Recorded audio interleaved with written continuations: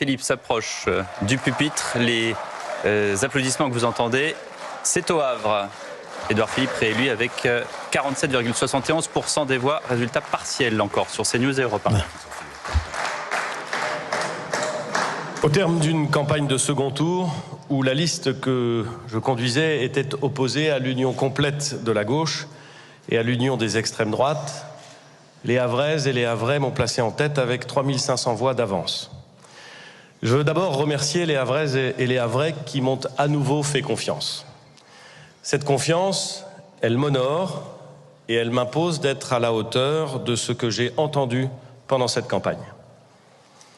Car loin des sondages et des commentaires parisiens, les Havraises et les Havrais ont dit leur envie de poursuivre la transformation du Havre. Ils ont exprimé leur confiance en une équipe qui a toujours tenu tous ses engagements.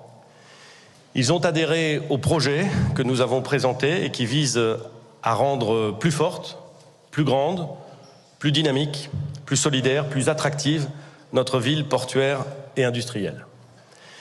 Mais ils ont dit aussi, et je l'ai entendu, leurs attentes, leur colère, leur refus, leur déception parfois. Dans une ville industrielle, portuaire, désormais touristique, mais toujours populaire, on ne peut qu'être frappé par l'immense attente de sécurité et de tranquillité, de civisme retrouvé, d'autorité à la fois ferme et apaisée, de justice sociale et de justice tout court d'ailleurs. Les Havraises et les Havrais m'ont fait confiance et ils m'ont dit qu'ils voulaient que nous trouvions des solutions pour que l'accès à un médecin soit plus facile.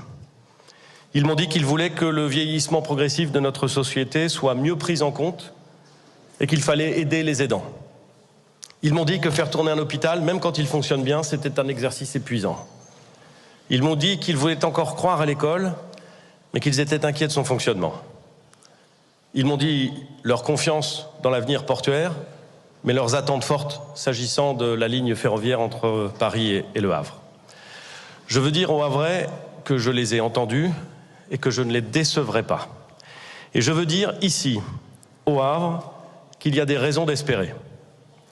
Notre ville, qui fut entièrement détruite il y a 80 ans, sait mieux que tout autre qu'il y a toujours des raisons d'espérer et qu'à force d'ambition et de travail, elle est redevenue belle, fière et conquérante.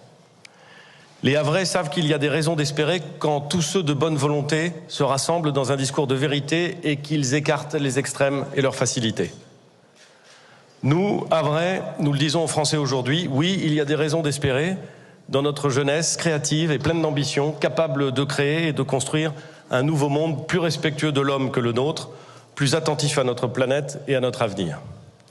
Il y a des raisons d'espérer dans nos valeurs républicaines et fraternelles qui font de notre pays cette exception grâce à notre langue, à notre culture, à notre laïcité.